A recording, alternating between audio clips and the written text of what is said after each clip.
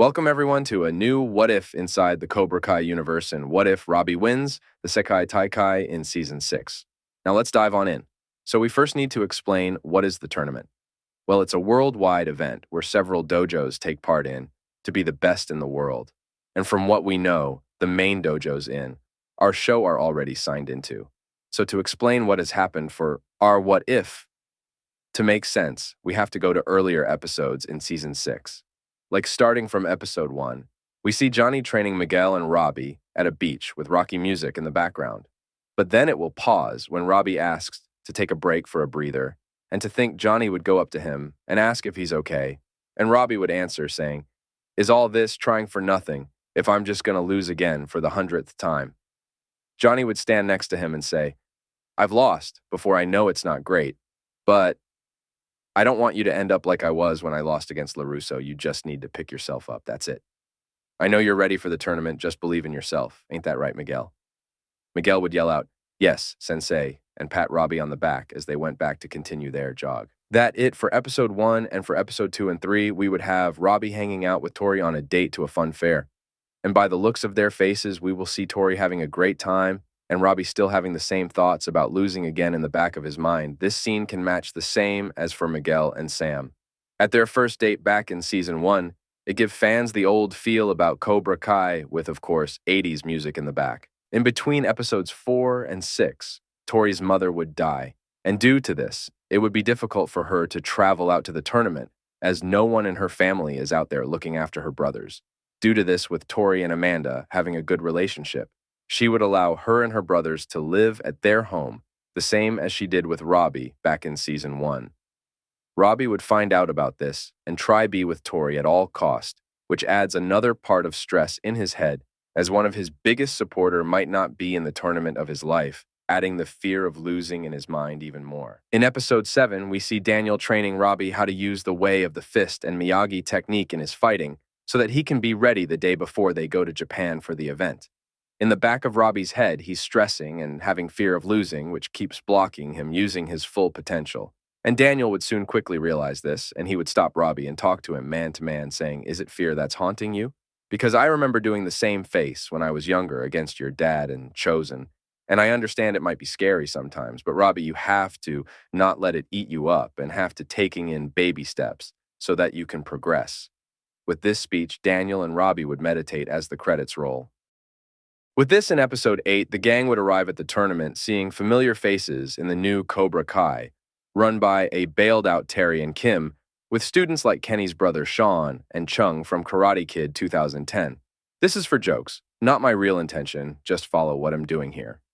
Everyone would stay at a grand hotel for free, and each have their own rooms, and would be sharing with other dojos. So far, there was no beef between anyone, just fear and anticipation in the area. This time the stakes were higher than ever, and so the Sekai Tenkai would begin. Because we don't know how the tournament is supposed to be, side characters would be taken out. Leaving us, Miguel and Hawk, it would be great seeing Hawk versus Cheng, but we all know Cheng would win, so that would knock down a point for our team, and for Miguel versus Sean. Part 1, in the semis, we will have Miguel win, but at the risk of further injuries, he would get pulled out and get a round of applause for his performance. Plus, he might not won this big fight, but he will win a bigger one outside showing his development, and for any replacements left in the team would be Robby, but he would be looking unsure, and the fear would get to him.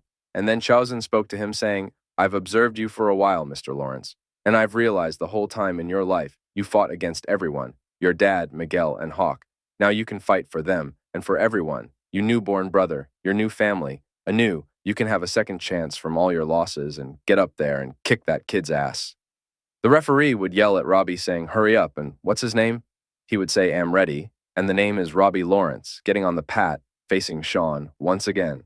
For round 2, the second most feared individual in the under-18 division, as Cheng and his team cheer on Sean to steal the win, so that Cheng doesn't have to fight and win. This part would be episode 9 and 10, starting with Robby laying a kick that easily gets counted by Sean as he body slams him outside of the mat, almost disqualifying Robby, but soon Robby would lock in as Sean's ego goes too high, and his distraction to his little brother, cheering on Robby would take this distraction as a winning opportunity, as he would pull some sort of Johnny and Daniel Crane kick, breaking Sean's cheekbone, knocking him out cold, with the best around music around him. As Miyagi Dojo gain a point to equalize, and the crowd goes loud, chanting, "Lawrence bring," Johnny tears to his eyes. So now it's the main event. Lawrence, Daniel, and Chosen are talking to Robby on how to win and try his best to strike first and hard, but to show mercy. And as Robby thinks about what he's going to have to do next, Daniel hands over his bandana Mr. Miyagi gave to him and says, "You've earned it." And as he steps out, he sees Miguel, and he wishes him luck as Robby walks up on the biggest stage in the world, seeing his family in the crowd and team cheering him on to win. As Cheng jumps on the mat, giving Robby a dirty look and planning on torturing him in the mat. The fight would start out with Robby striking first and hard at Cheng's cheek, easily getting blocked, as Cheng would do some acrobatic moves, roundhouse kicking Robby into the ground, giving him 1 point. Then Robby would tighten up his fist, but then Cheng rapidly started to throw jabs at Robby. But Robby would use wax on and off to counter and steal a move from Kenny, but less power. The silver bullet hitting Cheng's chest, stopping him from breathing for a few seconds, giving Robby a point. With this, Robby would get a boost, but then Cheng would get frustrated and would use grapple. Robby's shoulder dislocating it out of its socket just like in Season 1, but leaving him in more pain and agony, and Tori would scream from the bench, "Robby, please get up." Due to this, Cheng's point would be deducted, and Robby would be on one knee holding onto his arm, and Terry would yell out. Finish him with Kim smiling as Cheng would run and jump and aim to silver bullet to his cranium doing Superman punch stance, but gets counted by Robby. Using an old technique, the two-legged kick with one hand, which stunned everyone, giving him the point and weakens Cheng's chest.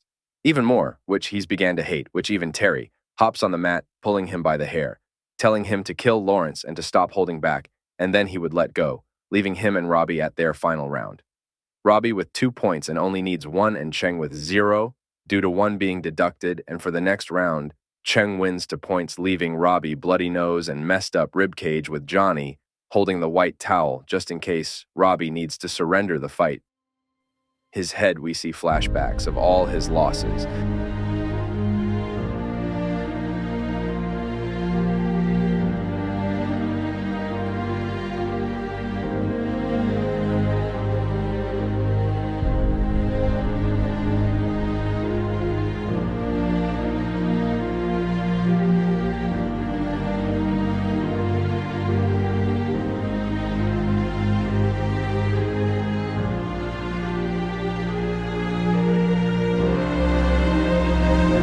But slowly turns into all his wins, showing his development, his new life and relationship, and the people around him.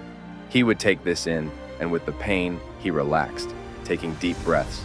Just how Daniel does as he tells Cheng to finish him off with everyone he'll be fighting for in his mind, as Cheng rushes towards him, as he throws hands, and both of them go crazy and doge each other's blocks and kicks, and this goes for a long period of time when now Robby sweeps Cheng's leg, and Robby catches his gi before he drops and tightens his fist, and everyone turns scared on what he'll do, but he'll honk his noise just like Miyagi and Daniel, showing how his karate is the way, and humiliates Cobra Kai, as the referee tells champion Robby Lawrence with everyone rushing on the mat cheering him. The referee would hand over the trophy to Robby as he would bring Miguel to hold the other side of it as they both raise it, showing that both of them are the karate kids of our generation, and a warm hug from Johnny as he hugs his sons, and that he's proud of them. Especially Robby and Daniel would let out few tears as he would hug Robby and say, "When does the party start?" with Johnny screaming, "Hell yeah."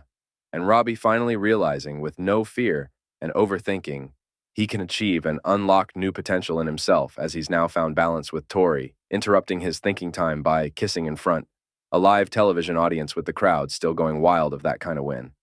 And from that, I think that's it for the What If. I'll probably try do a retake when the show actually releases Season 6.